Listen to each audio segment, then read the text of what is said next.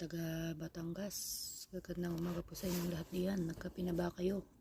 So ito na po yung sa mga nag-aabang ng aking paya.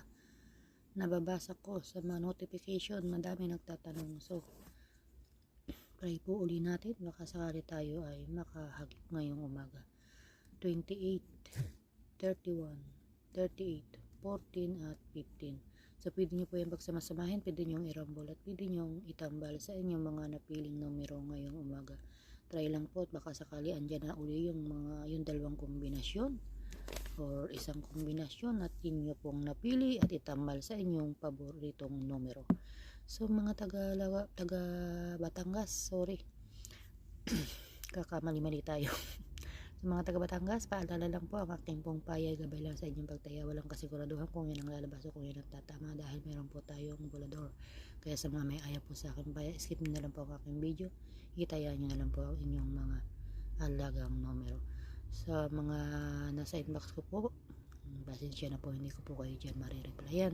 At na naman po sa mga comment section na nanghihingi, mamaya na lang po after po na maihatid ko yung aking alaga sa school, baka sakali po kayo ay aking mabigyan at yung pong mga lugar ay huwag niyong kalimutan at nang kayo po ay agad mabigyan ng pag once na ako po ay simula ng mamigay. So sa mga doon po sa gusto pong tumaya, hindi po kayo makakataya dyan sa akin sa Millennium Hong Kong kasi po hindi ko po na-open ang inbox niya, nahihirapan pa akong i-open, kaya po doon kayo mag-message sa personal account ko, Melin sa Abedra, at i-call out nyo po ako para po madali ko kayo makita kasi napupunta po yan sa spam at yung iba ay nasa message request. So hanapin nyo lang po yun kasi po nandyan lang yun sa aking wall. Minsan tinatag ko pag po merong nagme-message sa akin para po madali ko kayo makita. So mamaya ipopost ko po para po doon na lang kayo tumaya.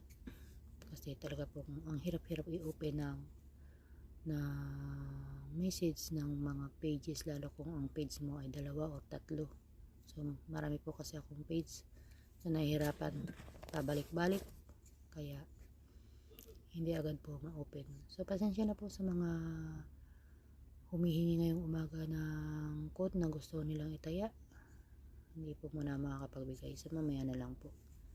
Pahintay-hintay na lang po at try nyo na lang muna ang itaya ang inyong mga alagang numero o kaya itry nyo pagsama-samahin yung akin pong paya at baka sakali po andyan na ang